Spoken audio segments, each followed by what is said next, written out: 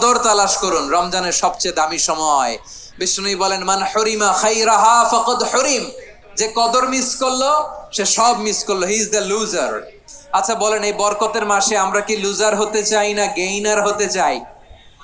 ইন্না আনজালনাহু ফি লাইলাতিল কদরি ওয়া মা আদরাকা মা লাইলাতুল কদর লাইলাতুল কদরি খায়রুম মিন আলফি শাহর। পড়েন আল্লাহু আকবার। লাইলাতুল কদরি খায়রুম মিন আলফি শাহর, হাজার মাসের চেয়েও সেরা।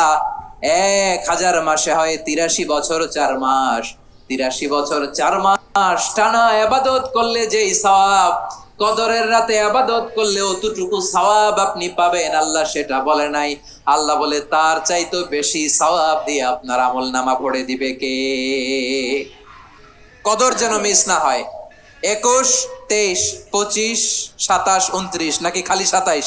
না, ফালতামিসু ফিল আশরিল আওয়াখিরি ফিল মিনাল ভিতরি, রমজানের শেষ দশকের বেজর রাতগুলোকে কদর হিসেবে তালাশ করো।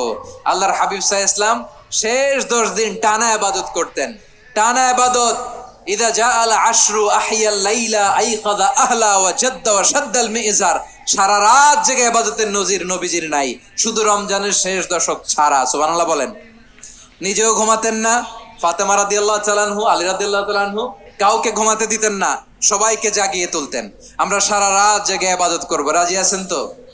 কদর যেন আমাদের মিস না হয়। আজকে থেকেই ক্যালেন্ডারে মার্ক করে রাখেন, সব কাজ পেছনে ফেলে, সব ব্যস্ততাকে পেছনে ফেলে ইবাদতের জন্য আমরা প্রস্তুত থাকবো কদরের রাতে। কোনোভাবে কদর যেন আমাদের মিস না হয়, ইনশাআল্লাহ। বলেন তো সবাই। 6 নম্বরে পারলে ইতিকাফ করবেন। আল্লাহর হাবিব সাল্লাল্লাহু আলাইহি ওয়াসাল্লাম প্রতি বছর 10 দিন ইতিকাফ করতেন। যে বছর ইন্তেকাল করবেন সে বছর 20 দিন ইতিকাফ করেছেন। আপনি বলবেন, হুজুর ইতিকাফ না করলে সমস্যা কি? আমার নবী একটা ইবাদত সারা জীবনেও ছাড়ে নাই, আর আপনি জীবনে একবারও করেন নাই। এবার হিসাব আপনার কাছে। না পারলে অন্তত রাত্রি বেলাগুলো মসজিদে কাটাবেন। পারবেন তো ইনশাআল্লাহ? ওই রিকশা হাত না দেখা ডালে যাবো কেন?